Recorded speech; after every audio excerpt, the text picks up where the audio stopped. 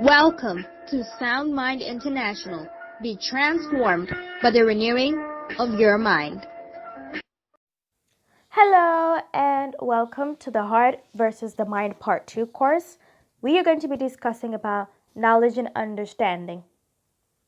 Now, what kind of mind or heart do you have? Remember what we discussed in Part 1 of the course about spiritual healing and about logical versus emotional reasoning. Now, the heart as we know it can be the most deceptive part of the human soul as we know it, because this is where all your decisions, anything that you respond is stored up, and how you react or respond to the circumstances of life, this is all predetermined by your heart. That as we know, the heart, which is the subconscious part of the mind, it must first of all receive information from the conscious part of your mind by through what you see or through what you hear. But your heart ultimately decides on which direction or which step to take when it comes to tackling with the circumstances of life. Now, I want you to reassess how you would react to certain life events, to certain circumstances of life. And I just want you to look at what is in your heart. So sometimes, when we hear certain things on the news, like somebody murdered or somebody did this, or there's violence, there's rebellion, sometimes we just gotta look, and the question we should be asking is, what type of heart is that? Now, I'm not comparing or judging, but in terms of handling the circumstances of life, we need to look at what type of heart, because as I mentioned, the heart, it determines the man. And if you want to change the man, you have to change the heart. To change the heart, you have to change the mind. To change the mind, you have to change the information that is either being heard or being seen. So which leads me to ask you, what kind of heart do you have? Is it deceptive? Do you have a holier than thou personality, but something or someone would say or do something, and what will come out of your mouth, you would think like, I didn't know that was in my heart. So how do we change our way of thinking? How do we graduate from being led from the heart to the mind, to a more logical way of thinking? Now, you need to fortify your heart against offense, because lawlessness is bound to abide. Offense is bound to come. So have you fortified your heart against offense? Because as I mentioned, the mouth will speak. We often speak from what is in the abundance of the heart. So each time maybe we've sat down and really taken time to listen, not just hear, but listen, because listening, it takes a lot of attention. So have you fortified your heart against offense? Adrenaline or love. Oftentimes we make decisions based off of adrenaline. Now, this could be induced by hormones such as, endorphins. These are feel-good hormones, or love. And this might particularly apply to relationships, when it comes to relationships. So excitement is nice, don't get me wrong. But however, you need to stop, think, and reflect. Stop, think, and reflect. What you're doing, is it based off of adrenaline, or is it based off of love, or even passion? So what do you do when excitement or adrenaline is over? We need to be thinking beyond when taking or making decisions to take control of the circumstances of our life. You need to think beyond the adrenaline. You need to think beyond the feel-good hormone. You need to think about past those 5 or 10 minutes of pleasure. You need to think about the consequences and the effect of, let's say, a year or 2, 5 years down the line. So how do you differentiate between the two? Well, you need to have a clear definition of your words. You need to have a clear definition of what love is, of what adrenaline is. Now, is this a reasonable definition? And do you have realistic expectations? Because oftentimes we place expectations. It could be on a certain job. It could be on a certain family member. It could be on certain friends. So are your expectations realistic? And have you given a reasonable definition that would seem reasonable to those around you or your circle of influence? And as well as this helps one to avoid emotional reasoning by marking a clear demarcation before you take that step, before you make a decision. Is it an emotional step you're taking based off of adrenaline, based off of past experience because you want to get another rush? Or is it logically? Are you logically reasoning? Now, how to win the battle? I know you're thinking, who is going to win? Is it your mind? Is it your heart? Now, guard and fortify your heart. How do you guard and fortify your heart? You need to take practical steps, as I mentioned before, by adapting a healthy coping mechanism. Now, oftentimes, for example, an unhealthy coping mechanism will possibly be passive aggressive. When somebody hurts you or when a trigger.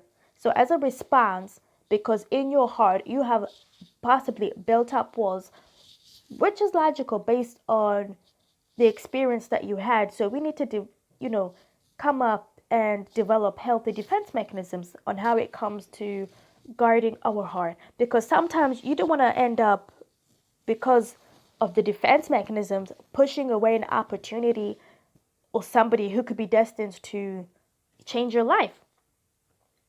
Now, change of influencing factors such as friends, it says birds of the same feather flock together. So it could be a change of influencing factors that could have an impact on this. And as well as adapting a healthy definition of love, adapting healthy definitions of what you see as a healthy defense mechanism or even as a coping mechanism. And you need to make this statement very clear and what it means to you and abide by it. And as well as setting barriers. If led by adrenaline or heat of the moment, as mentioned in the previous slide, you need to consider beyond that. You need to consider a prolonged period of time, maybe a month. What is the effect after 6 months, after 1 year, after 2 years? And practice contentment. Be content with where you are in life. Be content, the sea, it might be rocky, it might be stormy, but you need to be content. Perhaps you have a little boat and you feel like this storm is too big and all you're doing is rowing on this little boat. You need to be content.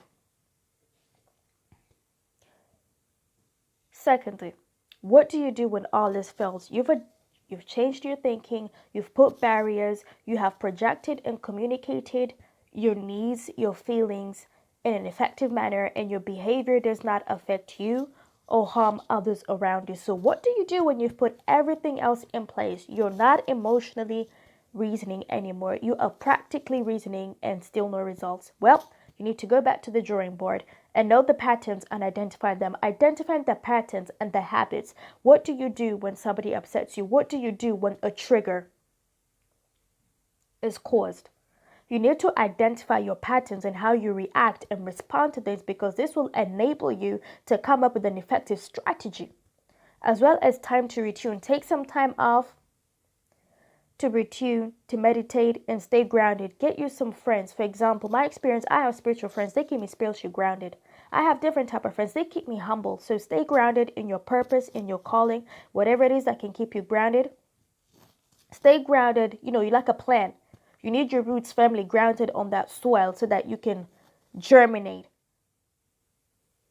And patience. Be patient with the process. Be patient. It's a progress. And be observant. If you're observant, for example, with your body language, for example, if you're a person who wears your heart out on your sleeve, you need to be observant with your facial expression, because sometimes unless somebody calls you up on something and corrects you, oftentimes we don't know.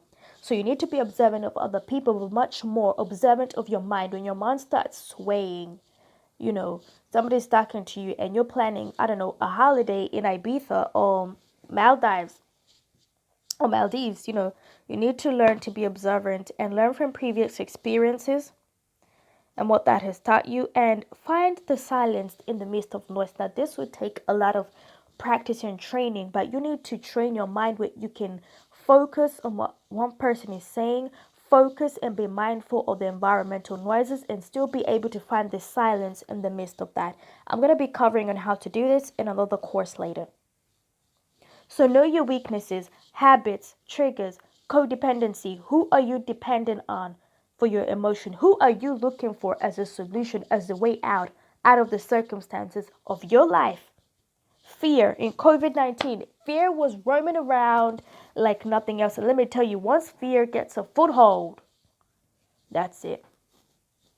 All other confounding factors, study hit you, start to beat up on your boat. Indecisiveness, you need to make a choice. Let your yes be a yes and your no be a no. Otherwise, it's going to lead to stagnancy of situation, stagnancy in habit. And you need to replace those habits by a new habit. Maybe learn to cook, go hiking, ride a bike, maybe swim, maybe write a song, play an instrument, and trying new things as well, and embracing this season as you do with the weather. Is when it's summer, you wear your summer clothes. You don't put on your sweater, you don't put on, your thermal vest. So embrace the seasons of your life.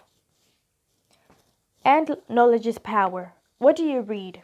As I mentioned, the information that gets stored into your conscious mind, it determines what you hear and what you see, what you read. Influence. What influences you to make decisions? Before therapy, what different types have you read about it? This is the knowledge or information you need to be getting, because you don't want to end up having 10 sessions, 20 sessions, and no progress, no work is being done. So get to know about yourself first. And as well as identifying whether the past has taught you anything. And as well as learning more and more about yourself. So in continuing of learning, as mentioned before, develop new habits. Experience is the best teacher, because wisdom is profitable to all. At least you could be in a better place to advise somebody else on what worked for you and what didn't. And new hobbies, and explore some more, and try and be innovative and embrace the seasons in your life. And formulate a solid structure, because this is determined by your rooting, by you being grounded, and as well as the foundation of what you're building on. And as well as revise or change and adapt to structure as time proceeds. What worked for you, it could be a month, it might be something different could work for you next month, or it's not going to be the same thing that can work for you 5 years from now. So it's about being adaptive and restructuring and revising your structure as time proceeds. Over to you. Thank you very much for listening. And remember to recap on this course and how to guard your heart, part 2. And remember to establish clear and personal boundaries.